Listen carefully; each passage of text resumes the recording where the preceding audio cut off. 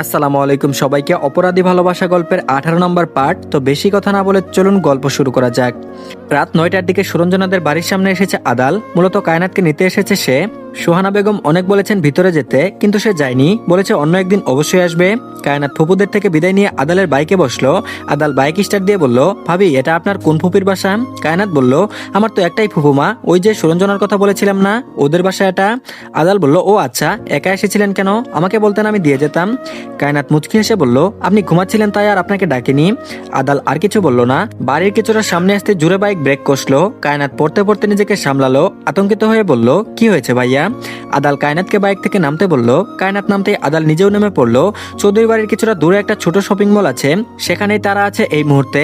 মার্কেটের সামনে অর্ণ, শেহের ও মেহরাব, শিহাব খানের ছেলে বিজয় কিছু নিয়ে বোধহয় কথা কাটাকাটি করছে। আদালের দৃষ্টি অনুসরণ করে কায়নাত সামনে তাকালো, দেখলো অর্ণ দাঁড়িয়ে কার সাথে যেন ঝামেলা করছে। সে আদালকে বলল, ভাইয়া ওটা আপনার ভাই না? উনি কার সাথে ঝামেলা করছেন রাস্তায় দাঁড়িয়ে? আদাল মাথা নাড়িয়ে বলল, ভাবি আপনি একটু এখানেই দাঁড়ান, আমি দেখে আসি। কায়নাত আদালের পিছু পিছু গেল।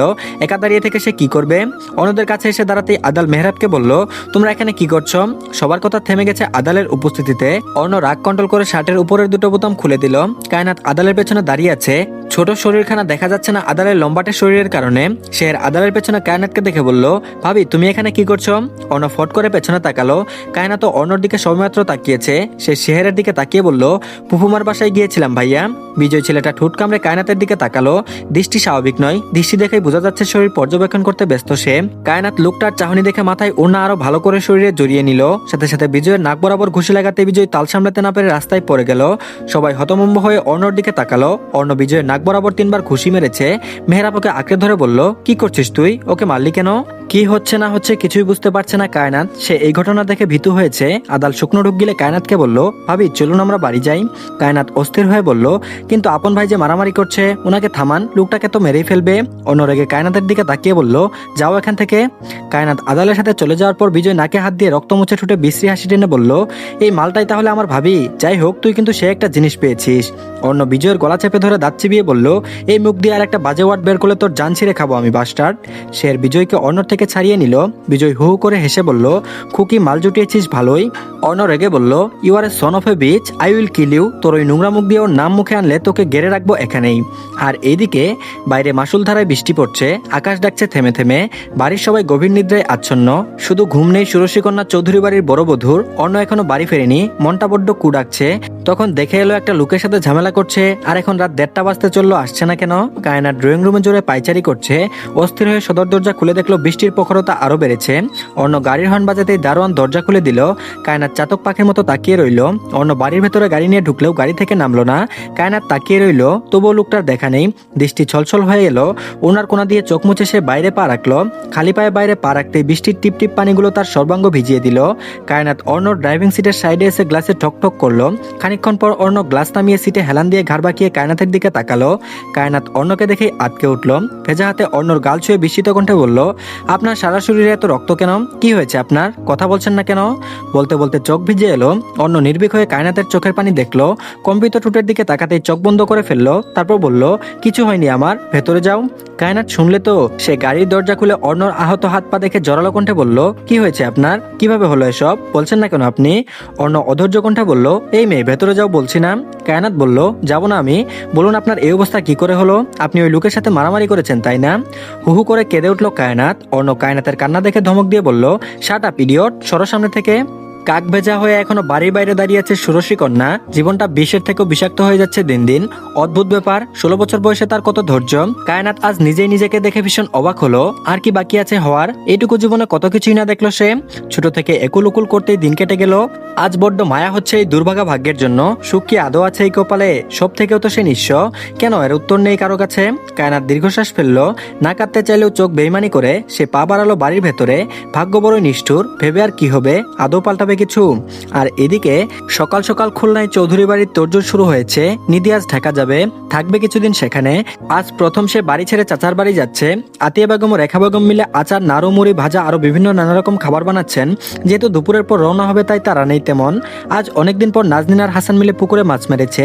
দুজন গোসল সেরে বাগানে বেতের চেয়ারে বসতেই হাসান বলল, বুড়ি থাকলে এখন নিশ্চিত রাগ দেখাতো আমাদের সাথে। নাজনীন ব্যথাতুর হাসলো, তারপর বলল, তা তো বটেই। হাসান বলল, কেমন আছে কে জানে। নাজনীন বলল, ভালোই আছে অন্যর ঘরে। হাসান বলল, তুই ওকে ভুলতে পেরেছিস? নাজনীন বলল, ভুললে তো ওকে ভুলবো ভাই। হাসান দীর্ঘশ্বাস ফেললো। নাজনীন তার ঘরের মধ্যে কায়নাতের হাজার হাজার ছবি টানিয়ে রেখেছে, তার জন্য ওই নারী হারাম হলেও কেন যেন ভুলতে পারে না। ও এখনো বিশ্বাস করে অন্য কায়নাতকে ডিভোর্স দিবেই। কায়নাতের যদি কুলভর্তি বাচ্চাও থাকে তাও সে কায়নাতকে কবুল করতে রাজি। ওই নারীর জন্য হাজার বছর ধরে অপেক্ষা করতেও রাজি। তবুও যদি চোখের সামনে তাকে সবসময় দেখতে পারে তাও শান্তি। আজ বহুদিন ধরে মনে শান্তি নেই। রাতে ছটফট করতে করতে রাত পার হয়, তবুও চোখে ঘুম ধরা দেয় না। নাজনীনের ভালোবাসায় বিন্দুমাত্র কটি নেই, সে চাই মেয়েটা ভালো থাকুক। হাসান বলল, তুই তো যাচ্ছিস, আজ দেখে আসিস বুড়িটাকে। নাজনীন নিঃশব্দে হাসলো। এক পলক দেখার জন্য সে তো যাচ্ছে, এক নজর দেখার জন্য মনটা ভীষণ ছটফট করছে যে। নিধি নিজের ঘরে ব্যাগ গুছাতে ব্যস্ত। এই বাড়িতে সবসময় শাড়ি পরা হয় বলে আলমারি ভর্তি শাড়ি। ঢাকার শহরে শাড়ি পরে ঘুরলে মানুষ পাগল বলবে তার ধারণা। রেখা বেগম ভীষণ রাগারাগি করছেন মেয়ের সাথে এই নিয়ে। সময় নেই, আগে থেকে বলবে না সে, এখন বলে লাভ কি? এইটুকু সময় মার্কেটে যা আদৌ সম্ভব? তিনি নিধির হাতে 5,000 টাকা ধরিয়ে দিয়ে বললেন, ওখানে গিয়ে জামা কিনে নিস, এখন শাড়ি নিয়ে যা। নিধি 5,000 টাকা দেখে মুখ গুমরা করে বলল, এই টাকায় কি হয় মা? রেখা বেগম বলল, কি হয় মানে? টাকার মূল্য বুঝিস তুই? 5,000 টাকা তোর কাছে কিছুই মনে হচ্ছে না? নিধি কথা বাড়ালো না। মায়ের সাথে এই মুহূর্তে ঝগড়া করা মানে বিপদ ঘাড়ে টেনে আনা। পরে দেখা যাবে রাগের ঠেলায় তাকে আর ঢাকায় যেতে দিবে না। তাকে তো ঢাকা যেতেই হবে। দেখতে হবে না ডাক্তারবাবু কোন মেয়ের সাথে প্রেম করছেন। তার বিশ্বাসই হচ্ছে না ডাক্তারবাবু অন্য এক নারীকে ভালোবাসে। যদি সত্যিই ভালোবাসে তাহলে একবারের জন্য হলেও সেই ভাগ্যবতী নারীকে সে দেখতে চাই। আর এদিকে বাইরে ভীষণ বৃষ্টি হচ্ছে। এই বৃষ্টির জন্য অর্ণ এবং মাশফিক চৌধুরী আজ অফিসে যাননি। অর্ণ নিজের ঘরে বসে বসে ল্যাপটপ নিয়ে কাজ করছে, আর একটু পরপর গরম ধোয়া ওঠা কফির কাপে চুমুক দিচ্ছেন। ঘনপাপড়ির চোখগুলো একটু পরপর পিটপিট করছে। ভ্রু ভাঁজ করে সে কাজে মগ্ন। অবয়বখানা ব্যথায় টনটন করছে। কত জায়গায় প্রেম এসে ওষুধ লাগিয়ে দিয়ে গেছে রাতে। অর্ণ ল্যাপটপ রেখে পাশ থেকে ফোন হাতে নিয়ে কল লিস্ট ঘেটে ঘেটে মেহরাবের নাম্বার বের করলো। কিছুক্ষণ রিং হওয়ার পর রিসিভ হতেই অর্ণ দাঁত কিরমির করে বলল, ওকে এখনো জানে বাঁচিয়ে রেখেছিস কেন? সকাল সকাল অর্ণর হুঙ্কার শুনে বেচারা ধরফরিয়ে উঠে বসলো বিছানায়। সে এখনো বিছানায় থেকে মাথায় উঠায়নি। অর্ণর কল পেতেই ঘুমটা ভাঙলো। সে ঘুম জড়ানো কণ্ঠে বলল, কার কথা বলছিস? মেহরাব বলল, ওকে কেন ছেড়ে দিয়েছিস ইডিয়ট? মেহরাব বুঝলো কার কথা বলছে। সে মাথা চুলকে বলল, তুই কি পাগল? এইটুকু একটা ব্যাপারের জন্য মেরে ফেলতে বলছিস?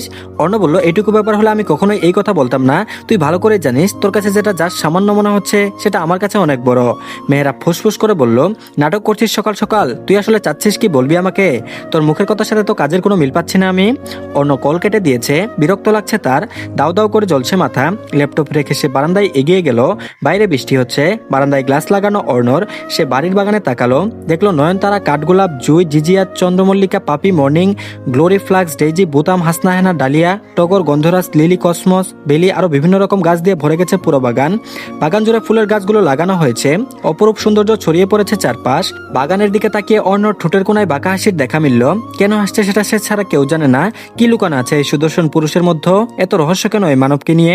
সে ট্রাউজারের পকেটে দুহাত দুজিয়ে কিছুক্ষণ দাঁড়িয়ে রইল বারান্দায়। ঠান্ডা পরিবেশ। দরজা হঠাৎ নক হয়, সে পা রাখলো ঘরে। দরজা খুলে দিতে দেখলো নিশা হাঁপাচ্ছে। অর্ণ কপাল কুঁচকে বলল, হোয়াই আর ইউ পেন্টিং? নিশা অস্থির কণ্ঠে বলল, ভাইয়া স্বার্থ ভাইয়ের নাকি মাথা ফেটেছে। অর্ণ বলল, হোয়াট? তুই জানলি কি করে? নিশা বলল, শের ভাইয়া মাত্রই জানালো স্বার্থ ভাইকে কল করেছিলাম, উনি কল রিসিভ করেনি। অর্ণ শেরকে কল করলো। শের জানালো সত্যি স্বার্থর মাথা ফেটেছে। কেন ফেটেছে, কিভাবে ফেটেছে কিছুই বললো না। শুধু বললো স্বার্থর শরীর ভালো না। নিশার মুখখানা ভীষণ শুকনো ঠেকলো অর্ণর কাছে। ছোট বোনকে এমন চিন্তিত দেখে অর্ণ নিশার গালে হাত রেখে শান্ত কণ্ঠে বলল, হোয়াট হ্যাপেন টু ইউ? নিশা ঝাপসা চোখে মাথা নাড়িয়ে বলল, কিছু না ভাইয়া। অর্ণ বলল, প্রেম বকেছে? নিশা বলল, ভাইয়া তো সবসময় বকে। অর্ণ বলল, আচ্ছা আমি বকে দিব ওকে। নিশা হাসার চেষ্টা করলো। পিঠ সমান চুলগুলো এলোমেলো হয়ে আছে। অর্ণ বলল, চুলের এই অবস্থা কেন? যত্ন নিস না তোর? চুলের কথা মনে হতে নিশা ফট করে ভাইয়ের দিকে তাকালো। অর্ণর প্রশ্নের উত্তর না দিয়ে বলল, ভালো কথা মনে করিয়ে দিয়েছো ভাইয়া। আসলে কাল রাত থেকে কায়নাতের অনেক জ্বর, ওষুধ খাইয়ে দিয়েছি তবুও জ্বর কমছে না। অর্ণ চোখ ছোট ছোট করে বলল, তো আমি কি করব? নিশা বলল, তুমি কি করবে মানে? তুমি ওর হাজবেন্ড, ও অসুস্থ হয়েছে, ওর পাশে তুমি থাকবে না? অর্ণ বলল, কিসের হাজবেন্ড? যা, ডিস্টার্ব করিস না তো আমাকে। বলে মুখের উপর দরজা লাগিয়ে দিল। নিশা অবাক হয়ে ভাইয়ের কাণ্ড দেখলো। ধান্দাবাজ ছেলে একটা। যেদিন সব সত্যি ফাঁস করবে সবার সামনে সেদিন বুঝবে মজা। নিশা হাঁটা ধরলো নিজের ঘরের দিকে। কায়নাতের সত্যি গায়ে অনেক জ্বর কাল রাত থেকে। প্রেম সকাল সকাল ওষুধ দিয়ে হসপিটালে গেছে। এখনো জ্বর কমার কোনো নামগন্ধই নেই। দুপুরের একটু আগ দিয়ে কায়নাতের জ্বর কমলো। মাথাটা ব্যথায় ভার হয়ে আছে। কায়নাত শোয়া থেকে কষ্ট করে উঠে বসলো। চোখ মুখ লাল হয়ে আছে জ্বরের কারণে।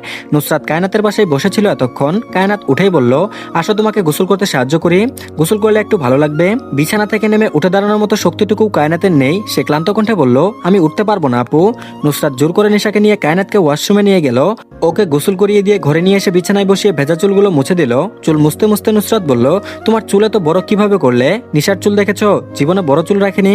কায়নাত বলল, আমার মা প্রত্যেক সপ্তাহে পেঁয়াজের রস, মেহেদি পাতা, নারকেল তেল মিশিয়ে মাথায় দিয়ে দিতেন। আরো অনেক কিছুই দেয়া হতো। মা চুলের যত্ন নিতেন অনেক, এবং তিনি এত বড় চুল করেছেন। নুসরাত বলল, বাহ, বেশ ভালো তো। নিশা ফোন নিয়ে ঘাটাঘাটি করছে। সার্থকে অনেকবার কল দিয়েছে সে, আবারও মেসেজও পাঠিয়েছে, কিন্তু সার্থ কোনো রিপ্লাই করেনি। এখন বিরক্ত লাগছে তার। বৃষ্টি নেই এখন বাইরে, থেমেছে খানিকক্ষণ আগে। সে ভাবলো বিকেলবেলা সার্থর বাসায় যাবে। যদি লোকটার নাকে ঘুষি মেরে নাক না ফাটিয়েছে তাহলে ওর নামও নিশা নয়। দুপুরে কায়নাতের দুর্বল শরীর নিয়ে নুসরাতের সাথে নিচে নেমে এলো। খাবার নিয়ে টানাটানি করার থেকে নিচে এসে খাওয়াই ভালো। বেহরুজ বেগম কায়নাতকে নিচে দেখে বললেন, তুমি কষ্ট করে নিচে আসতে গেলে কেন? তোমার খাবার আমি উপরেই পাঠিয়ে দিতাম। কায়নাত ব্যস্ত হয়ে বলল, ব্যস্ত হবেন না আম্মু, সমস্যা নেই, আমি ঠিক আছি, অভ্যাস আছে আমার। বেহরুজ বেগম কায়নাতের মলিন মুখখানা দেখে দীর্ঘশ্বাস ফেললেন। সবাইকে ডাইনিং টেবিলে বসতে বললেন। একে একে সবাই হাজির হলো। অর্ণ সিঁড়ি বেয়ে নামছে নিঃশব্দে। সে সিঁড়ি বেয়ে নেমে ট্রাউজারের পকেটে হাত গুজে সিঁড়ির শেষ প্রান্তে এসে দাঁড়ালো। দৃষ্টি রাখলো ষোড়শী কন্যার পানে। মেয়েটার মুখ শুকিয়ে গেছে এক রাতের মধ্যেই। ক্লান্ত চোখ দুটোর নিচে কালচে দাগ পড়েছে একটু। কায়নাত চোখ তুলে তাকালো অর্ণর দিকে। ধূসরাঙা ট্রাউজার আর গাঢ় নীল রঙের একখানা টি শার্ট পরেছে সে।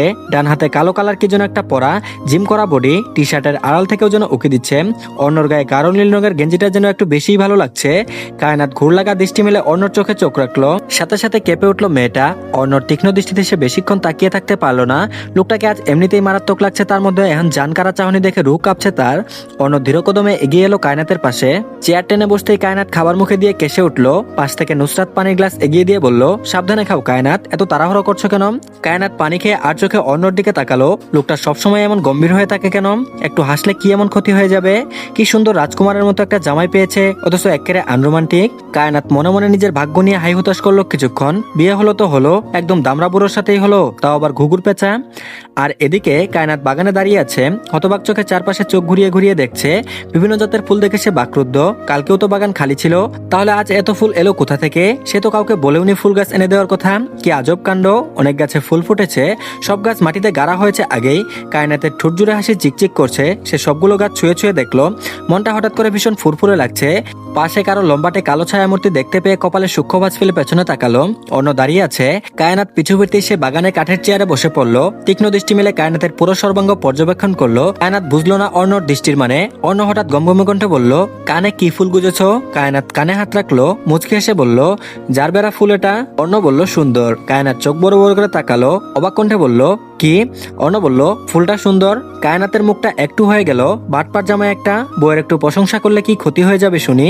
এত সুন্দর একটা বউ থাকতেও লোকটার কত ঢং। কায়নাত মুখ বাঁকিয়ে খোলা চুলগুলো ছোট কাঁকড়া দিয়ে আটকে দিল।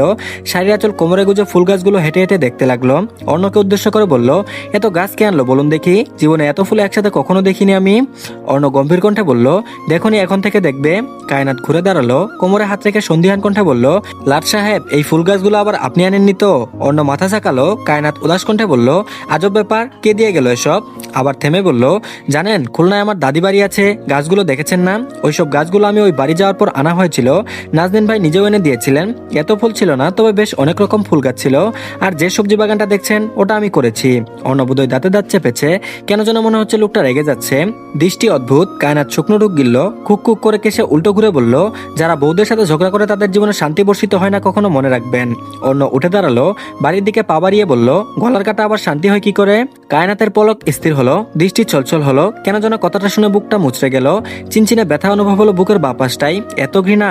লোকটা তাকে সত্যি এত ঘৃণা করে? অনাকাঙ্ক্ষিতভাবে বিয়েটা হলেও কায়নাত বিয়েটা মন থেকে মানতে শুরু করেছিল। নিজের স্বামীর মুখে এহেন বাক্য শুনে ভীষণ খারাপ লাগছে। কায়নাত অর্ণকে সময় দিতে চেয়েছিল, কিন্তু এখন মনে হচ্ছে যত সময়ই দেয়া হোক না কেন অর্ণ এই বিয়ে কখনোই মানবে না। কায়নাত শুকনো ঢুক গিলল, চোখের পানি মুছে নিজেকে শান্ত করলো। তবে তাই হোক যেটা চৌধুরী সাহেব চান। তো ধন্যবাদ সবাইকে। আজকে শুক্রবার হয় তারপরেও গল্প দিলাম, তো আশা করছি ভালো লেগেছে সবার কাছে। সবাই ভিডিওতে একটা লাইক দিবেন, আর সবাই অবশ্যই চ্যানেলটিকে সাবস্ক্রাইব করতে ভুলবেন না। আর পরবর্তী পার্ট দিলে অবশ্যই কমেন্ট বক্সে লিংক পেয়ে যাবেন। ধন্যবাদ সবাইকে।